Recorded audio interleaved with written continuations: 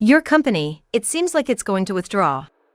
My salary has been decreasing rapidly for the past 3 months, so it looks really risky now. Oh, I wanted to talk to you about that. I thought I should have consulted with you a little earlier, but haven't you been acting weird towards me lately? So, it was difficult for me to bring it up. Yeah, your company is going under, and all you can say is for me to work. Huh? The company is going under? Well, it might come to that.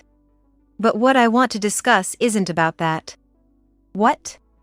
Are you finally kicking this one out? Oh, you remember, right?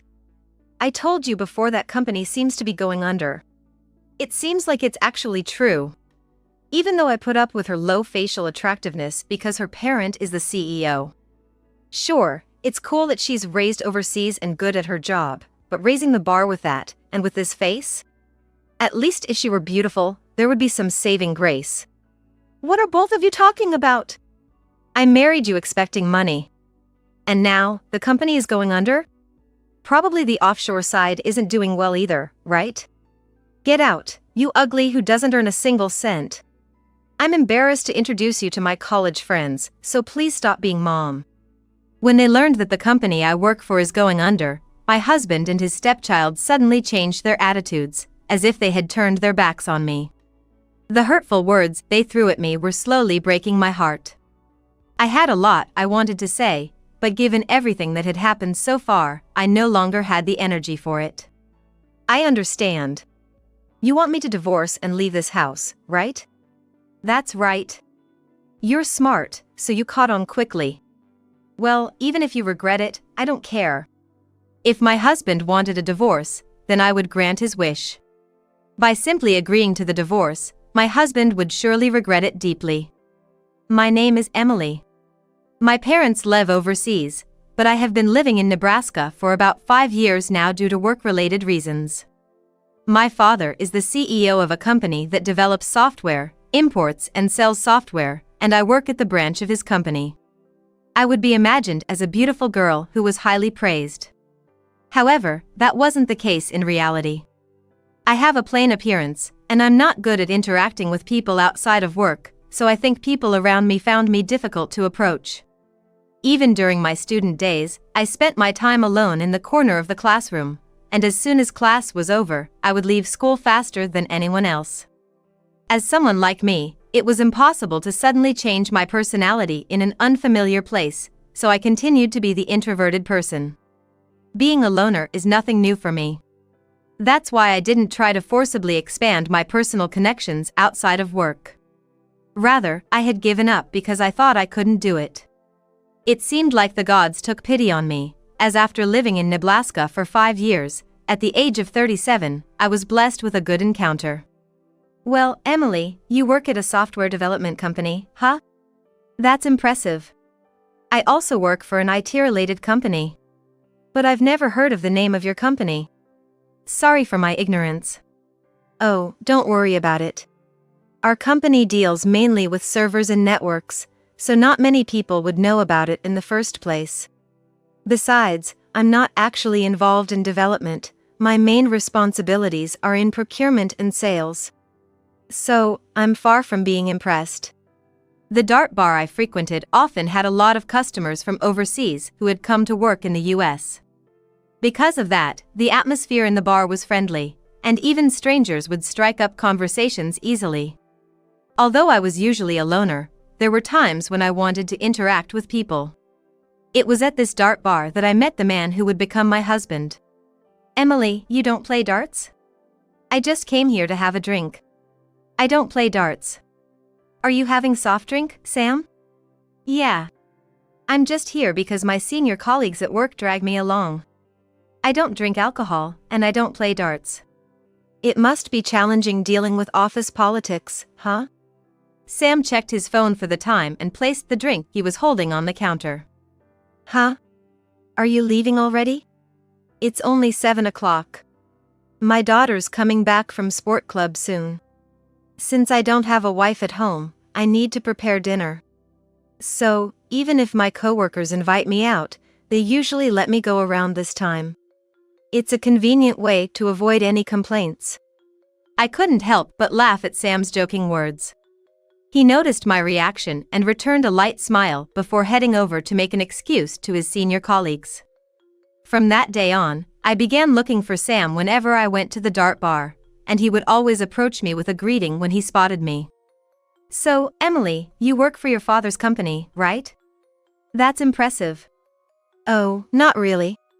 We have branches overseas, so people tend to think it's a big company. But in reality, it's not that large. It's more like a medium-sized enterprise." Even though it was a dart bar, Sam and I never played darts. We would always enjoy conversations with drinks in hand at the corner of the counter. Every time we met, the distance between my husband and me grew closer, and we started meeting in places other than the dart bar. It was a natural progression for us to start dating. I was excited as I approached my 40s, which finally brought a joy into my life. But I couldn't just revel in happiness forever. To continue my relationship with my husband, I needed to build a relationship with his child, Nancy. At that time, Nancy was 15 years old, a middle school student, and facing the challenges of exam preparation. I couldn't help but worry. However, I quickly realized that my worries were unnecessary.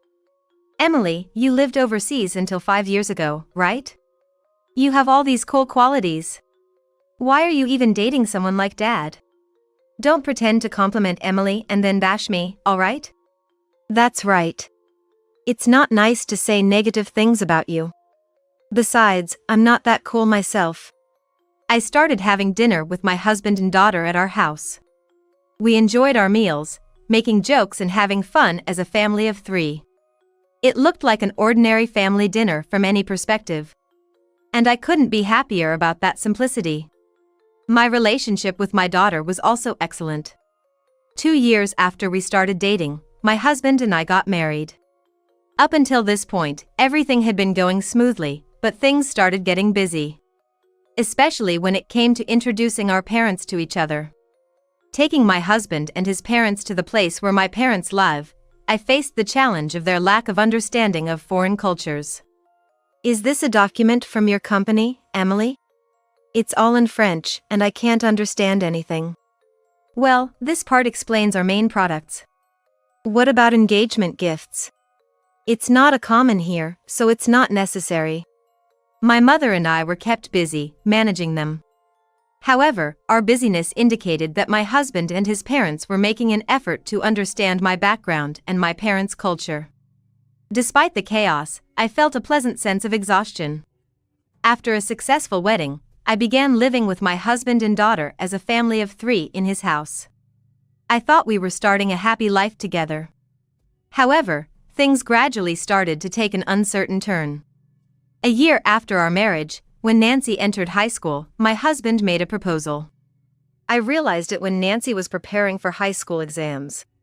I've been burdening her too much with my late hours at work. Considering how much tougher university exams will be, it might be better if one of us has more time at home. That might be true, but we had conversations like this from time to time whenever we were alone in the living room. We had always postponed making decisions on difficult matters. However, this time, my husband seemed more determined. And I found myself pondering whether we could delay the decision until the following year when Nancy would start preparing for university entrance exams. The current situation seemed to suggest that my husband wanted me to quit my job or was considering changing jobs to spend more time at home. But our situation was more complicated, leaving me in a dilemma. "So, Sam's idea is for me to continue working as I am, and for you to find a job with shorter working hours, right?" "Well, considering our circumstances, that would make sense. You earn more than I do, and you work at your father's company. It wouldn't be feasible for you to change jobs." "It does make sense when you look at it that way, but are you okay with it, Sam? You've been at your current company for over 20 years, right? For Nancy's sake, it's worth it." I couldn't meet my husband's eyes, which were filled with determination, and I averted my gaze. I felt sorry for asking my husband to quit the job he had been working at until now. However, it seemed that my husband was determined. I realized that I hadn't noticed his determination and had been trying to postpone giving an answer. Okay, then. Should we go with that? I gave in to my husband's determination and accepted his proposal on the spot. Did you both bring your lunches? We did. You wouldn't forget something like that. Oh, sorry. I actually forgot. Our daughter, who seemed like she might be late, rushed out of the house, and I hurried back to the kitchen to grab the bento lunch my husband had prepared. My husband quit his job and started working part-time shifts. With him taking care of the household and looking after our daughter, I could focus on my work. Additionally, with my husband being at home more often, we could support our daughter effectively, and she passed her university entrance exams smoothly. I felt guilty for asking my husband to quit his job, but it might have been the right choice for our family. I packed the lunches my husband had made on the kitchen table. Now, after 3 years, I couldn't help but think about how things had changed over the past 3 years. Hey. Huh? What's for dinner? It's probably on the table, the bread. Again? Well, I can't help it. Even as a homemaker, I'm quite busy with various things. Besides, it looks like my salary has decreased significantly this month. Your company is okay, right? Huh?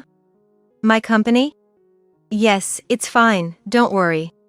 In the past 2 years, your salary has been steadily decreasing, and it looks like it dropped significantly in the past 2 months. I quit my job, and now you need to work hard and earn for us. We have to think about Nancy's tuition fees too. So, that bread is for saving in case of emergencies. Just endure it and eat it. All right. I couldn't respond to my husband's words and grab the bread while glancing at the dishes for both of us. In the first year of our marriage, my husband was kind, but from the second year onward, his attitude gradually changed. Now, in the 3rd year, we had a piece of bread for dinner, and instead of a lunchbox, I received coins. But it wasn't just my husband whose attitude had changed. I came home early today, so could you not take a shower before me? The bathtub will smell like an old lady. Huh? Oh, sorry. But do I really smell that bad? Don't talk back. Just say I understand quietly. I had thought about taking a shower early since I happened to come home early, but when I got out of the bathroom, my daughter came into the dressing room, and I was scolded abruptly. My daughter kicked me out, threw my clothes into the hallway, and I heard the door to the bathroom close with a bang. I was abruptly pushed out and hadn't finished drying my body completely, so I quietly returned to the dressing room. It seemed like my daughter was still in the bathroom, and I could hear the sound of water running to clean the room. I had been kicked out suddenly, and I hadn't finished drying myself yet, so I quickly dried myself, threw the bath towel into the laundry basket, and got dressed in the hallway. I had become a target for my daughter's harsh treatment. Well, to my 20-year-old daughter, I might be considered an old lady. A few years ago, she used to compliment me, but now it felt like ancient history. In a situation like this, it would be normal to get angry with my husband and daughter. However, since they were family, I also wanted to avoid making our relationship worse by getting angry. But the real reason was probably that I was fundamentally introverted. In our current situation, it was clear that my husband and daughter had become allies, and it was a 2-on-1 situation. I, as an introvert, couldn't possibly win against them. I was afraid of conflicts and isolation, so I was avoiding the problem. How's married life? It's fine. Sam takes care of the housework, and Nancy is going to college properly. I reported with a smile to my parents, making up a false report. I had video calls with my parents every few months, and conversations with them used to be one of my pleasures. However, now I couldn't confide in them about my worries regarding my husband and daughter, and it had become a painful time of telling lies.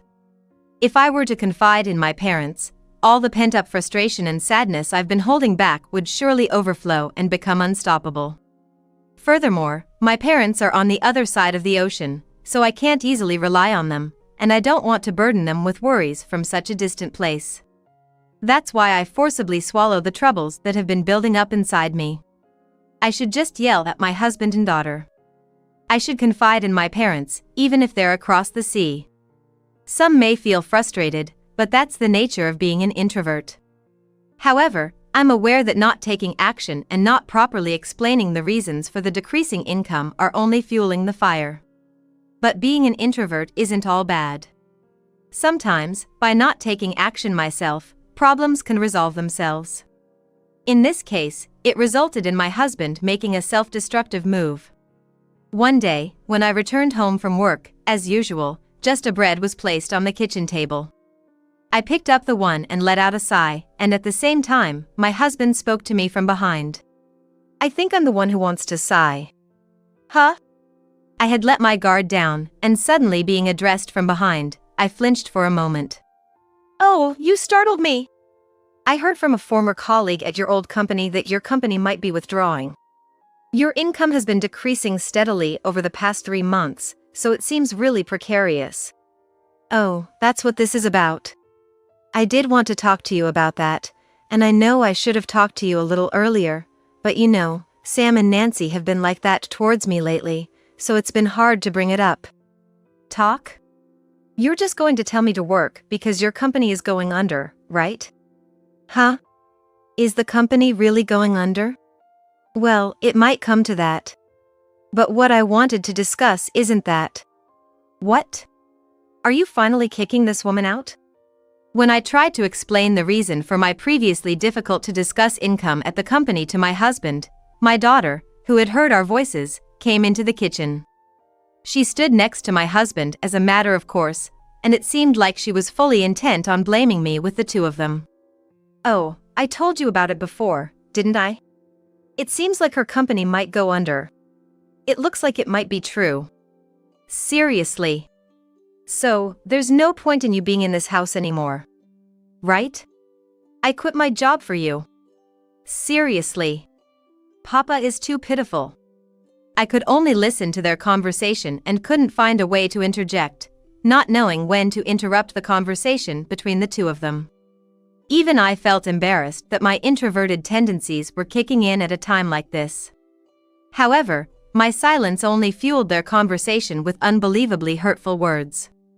Because our parents are executives, I tolerated your below-average looks and married you. This is just too much. Exactly. Being a woman who's super successful is cool and all, but raising expectations and then looking like this? At least if you were beautiful, there might be some redemption. What are both of you saying? I managed to interject with a feeble voice. But the words I mustered seemed to fuel their conversation even more. I married you expecting money. Yet, your company is going under.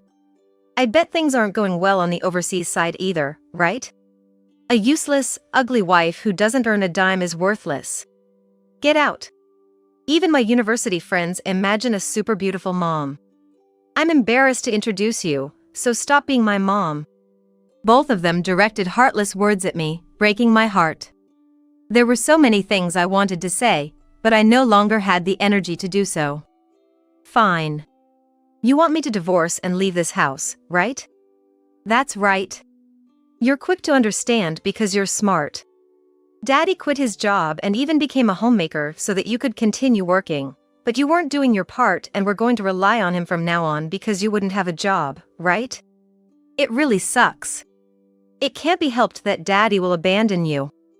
My daughter genuinely seems to hate me, glaring at me with a demonic expression. Meanwhile, my husband is grinning beside her. As I look at my husband's expression, a surge of anger wells up within me. When was the last time I felt this level of anger? You won't even know how much you'll regret this. In my entire life, I can't remember a time when I raised my voice so loudly.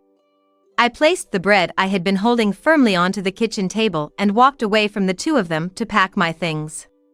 My ex-husband wanted a divorce, so I granted his wish. If I just quietly divorced my husband, he would regret it deeply. Since our marriage was an international one, the procedure became somewhat complicated, but as long as we followed law here, there were no major issues. When I divorced my ex-husband, we divided the savings accumulated during our 5 years of marriage. And each received $7 million. I didn't want to give my ex-husband any money if I could help it, but it was a rule, so there was no helping it. Besides, I thought that most of this money would be used for my daughter's remaining 2 years of tuition, so I didn't resist too strongly. However, by giving money to my ex-husband, I would come to realize that he was even worse than I had imagined. 3 months after the divorce, when the company I was working for went under, I returned to my home overseas. Although I had spent more time overseas, I had been living in the US for a while, so I still felt a strange sensation. I even thought about visiting the US again someday, but one day, I received a video call from my daughter. "Mom, help!" "What's wrong?" My daughter's video on the computer is pixelated, but her anxious expression is clear. While I could imagine that the cause might be my ex-husband, the actual situation far exceeded my expectations. "I was deceived by Dad. I'm so sorry for all the terrible things I said to you, Mom. I'm sorry." My daughter keeps apologizing, but I still don't fully understand what my ex-husband did to her. I decided to calm my daughter down and first find out what has been happening in these past 3 months. "The tuition payment is due soon, right? Dad told me I have to pay for it myself. He said if I do, I should definitely make sure to pay it back once I start working." "Why? I gave you money for your tuition when we got divorced, didn't I?" "He says this is 23 years worth of living expenses for him. And since he raised me up until now, he wants me to take care of him once I graduate from college. He wants you to replace me. That's impossible for a first-year working adult like her." "He said he took you in just for that reason. If you don't fulfill your role, you're just like Mom." As I listened to my daughter's story, I unconsciously started trembling with anger. I realized I was trembling, and it dawned on me that I was becoming increasingly agitated. "Mom, I'm so sorry. I never thought Dad would be like this. So, he said a lot of bad things about you, and I started to dislike you because of it. Dad always said terrible things about you, like calling you ugly, so I went along with it and got carried away. But when I think about it carefully, Mom, you weren't such a bad person." "I'm not angry, so calm down. It seems like there's some confusion in your words again. How did Sam ask you about me?" "He actually didn't want to quit his job, but Mom forced Dad to quit, and after the company went bankrupt, Mom told Dad he had to work now. So, that's what Dad told me." I muted the call, let out a deep sigh, and then immediately unmuted it. I had a vague sense of it before, as all of my ex-husband's expressions and my daughter's words had aligned with my ex-husband's narrative. However, after hearing my daughter's story, I became certain that my ex-husband had poisoned my daughter's mind to make me look like a bad woman and push her to take care of him. Furthermore, I started to understand my ex-husband's ridiculous plan from there. Originally, he intended for my daughter to take care of him, but when I, the daughter of a company president, came into the picture and we got married, he changed his plan. However, when he found out that my company was going under, he returned to his original plan of having my daughter take care of him. My daughter is also at fault for believing him. Even if she was deceived, the fact remains that she said hurtful things to me. However, my ex-husband started giving my daughter a bad impression of me around the time she was in her 3rd year of high school. At that age, she's still just a child. Moreover, growing up in a single-father environment, it's not surprising that my daughter believed my ex-husband's words. I believe it's entirely understandable. I know my daughter as the kind and cheerful girl she was before she was subjected to this manipulation of her impressions. Therefore, she can also be considered a victim of my ex-husband, just like me. I felt anger rising again towards my ex-husband, who had deceived my daughter and caused her so much sadness and pain. My misunderstandings have been cleared up, so I'll just leave it at that. It seems like he's genuinely reflecting on his actions, so I'll forgive him. Don't worry. I'll help you. I ended the video call, relieved that my kind daughter had returned. Also, I realized my trembling had stopped. However, that doesn't mean my anger towards my ex-husband has disappeared. His misunderstandings will be corrected from now on. I'm looking forward to the day when he realizes the depth of his regret. I decided to look forward to that time. 3 months later, my daughter asked for help. Now, it was my ex-husband who contacted me. "What's going on?" "What?" I understood the meaning of my ex-husband's words, but I wanted to see him flustered as much as possible. So, I pretended not to know. My ex-husband seemed quite agitated and leaned forward towards the camera, his face clearly visible on my computer screen. His face alone was already making the screen noisy, and he started arguing more.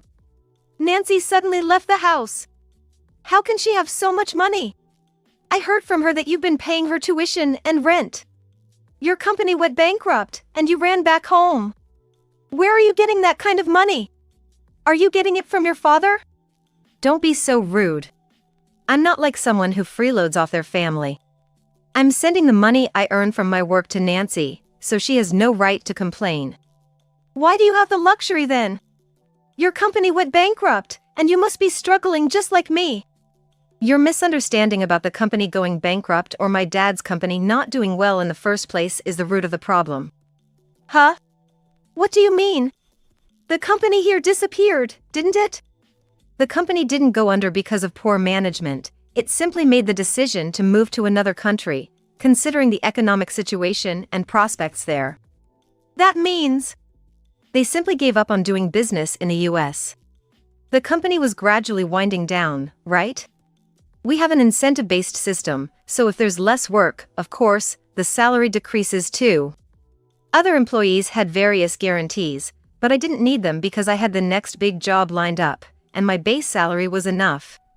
Besides, it was originally my dad's company, so I didn't care much about the guarantees. That's why my salary gradually decreased. Why didn't you tell me that? To explain that, I need to tell you about my current job. I mentioned earlier that I had the next big job lined up, right? It's becoming the CEO of my dad's company. CEO, you mean the president? My ex-husband seemed too surprised by my words. He slammed the table, stood up abruptly, and his face disappeared from the camera. My computer screen now showed his stomach area. After a few seconds, he seemed to have lost all his strength, sat down slumped, and his unwanted face returned to the screen. I decided to provoke him further, thinking he would be frustrated at this point. It's not exactly the same, but yeah, it's like being a president. However, I'm currently a candidate for CEO and working my way up. I think I'll become CEO eventually, but my annual income at that time will be around some billion. Annual income? Billion a year? Are you kidding me? Even 2 million annual income is incredibly wealthy. Yes, there are only a few people who earn an annual income of 13 billion. What's going on? Wasn't here supposed to be at the forefront of the world? Upon hearing that my annual income would be 13 billion, my ex-husband seemed to regain his strength and lifted his head. Now his throat and chin were visible on my screen. As my ex-husband pointed out, earning 2 billion a year would already make you wealthy. However, to be considered ultra-wealthy, you should have assets of billion or more, and that accounts for only a few of all households. To have 5 billion in assets, only a few people make it. Therefore, my annual income of 13 billion was an astronomical figure for Sam. However, if you scale it towards the global standard, it's not as extraordinary as it seems. Compared to the salaries of CEOs in major companies, my income was just a fraction of the median figure, which was maybe more. When you put it that way, it might not be such a big deal on a global scale. Annual income of 13 billion. Why didn't you tell me something so important? Because, for me to become a CEO at my dad's company, I have to move here. It's not easy to discuss bringing you and Nancy to here, right? But you misunderstood, thinking that my company went bankrupt, and you treated me poorly. Do you think I can have this conversation with you, especially after being told that you were counting on my money? Forget it. Oh no! Did I give up on an annual income of 13 billion? My husband tried hard to lift his head but ended up looking at the ceiling. Now his head and jaw were visible on my screen. Beyond being frustrated, I decided to add some sarcasm. Never mind about me, are you okay? Well, I've heard from Nancy. She said your job search hasn't been going well. A 5-year gap in the rapidly advancing IT industry is fatal. Even though you have long working hours, your salary is barely better than a new graduate's. You won't be able to save for your retirement this way, and your mental and physical health won't hold up. So, even if you know it's a black company, you have no choice but to work there, right? Yeah. Every day, I come home late, and my salary is just a bit better than a fresh graduate's. I can't save for my retirement like this, and I can't keep up mentally or physically. Hey, you have an annual income of 13 billion, right? Can you help me, like you did with Nancy? Why should I help you? Besides, I don't have an annual income of 13 billion yet. But as a CEO candidate, you must be earning a lot, right? So, you can pay for Nancy's tuition and rent, can't you? Well, that's true, but I have no intention of helping you. You can continue having bread. Why would you? When Nancy came to our place to pick up her things, she saw that the trash can was filled with containers. He's working for a bad company and comes home exhausted, so he can't cook anymore. It's a shame. If he had a family, he might have had someone to cook for him. Hey, don't leave me alone. At least try to convince Nancy not to abandon me. It's time for me to get back to work, so I'm going to end this now. Wait. It's already night. Don't hang up on me with a lie like that. I ended the call in silence. It must be around 11 p.m. in the US, but it's already past 1 p.m. where I am. My ex-husband must be quite anxious not to consider the time difference. Satisfied with seeing my ex-husband frustrated and agitated, I stretched and decided to get back to work. After our call, my ex-husband continued to work for the company. However, his 46-year-old body and a 5-year career gap quickly took a toll on him. He eventually quit his job and started looking for a new one. But due to his age, career gap, and the fact that he left his previous company in less than a year, his job search became even tougher. In the end, realizing he couldn't find a company in the IT industry that met his criteria, my ex-husband settled for a job at a supermarket, drawing on his experience working part-time. However, this job wasn't any easier. Learning new things at the age of 46 is challenging, and he's been called a useless old man by the student employees. Moreover, the supermarket job requires early mornings and physical exertion. My ex-husband's mental and physical health is already in shambles. But if he quits this job too, his next job search will likely be even more challenging. So, my ex-husband continues to struggle through life alone, eating fast food at home. While my ex-husband could have been supported by family, I am divorced from him, and my daughter left home due to my financial support. Naturally, my daughter has no intention of maintaining ties with my ex-husband, so he'll remain alone unless he finds a new partner. However, given his current situation, it's hard to believe that there will be another chance for him.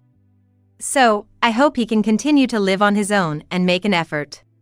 My daughter and I occasionally keep in touch via video calls. She says she wants to work in a job related to software and apps after graduating from college, and she seems to be working hard on her studies right now. As for me, I'm working hard in preparation for becoming the CEO of my father's company. There are some differences in the system compared to previous companies, and I'm facing various challenges. It's a tough situation, but I try to maintain my motivation by planning to visit the US about once a year to see my daughter. My main purpose for visiting the US is to see my daughter. When I go to visit my daughter, I plan to stay in my daughter's room. Next month will be my first overnight stay in my daughter's room. Today, I'll do my best at work, looking forward to my trip next month.